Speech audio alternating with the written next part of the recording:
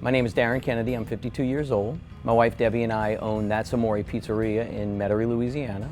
We have a daughter named Dara, and I am a patient at the UMC Burn Center.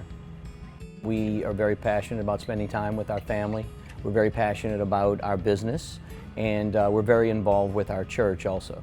It was March of 2021, and we were doing a serve day for our church, and my service was to pressure wash a local school in the area, and that's when my accident happened. I decided to put gas in the pressure washer. It was hot. The gas caught fire, and I threw the gas can to get it away from me, and the gas spilled on both my legs and my arm, and obviously I caught fire, and then I had to stop, drop, and roll multiple times, and finally extinguished the flame and realized I was burned pretty bad. So we get in the car, we go to the hospital. I end up at the UMC Burn Center and have never been in an emergency room before. And from the very beginning, just the whole staff at UNC, the first experience was with the emergency room doctor, and he was phenomenal. Then as I got into the room, the burn center, the nurses in the burn center were amazing. I felt like, hey, I'm fine, I can go home, just clean me up, wrap me up, and I'll heal. And that's when Dr. Carter came in.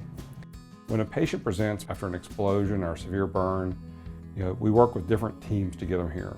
And then once they come up to the burn center, we have a phenomenal team of nurses and therapists that really focus on their wounds, but also focus on them as a person.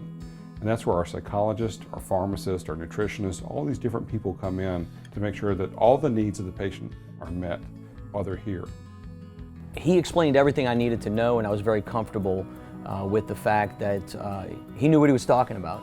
I think what I told him was, I said, I've known you for a good 10 minutes, I trust you, let's do this. And he laughed, of course, and he said, don't worry, I know what I'm doing, and you're going to be fine. When we talked with Darren about the options of traditional skin grafts versus spray skin, he was really intrigued by the idea of just being able to have his wounds treated with spray alone.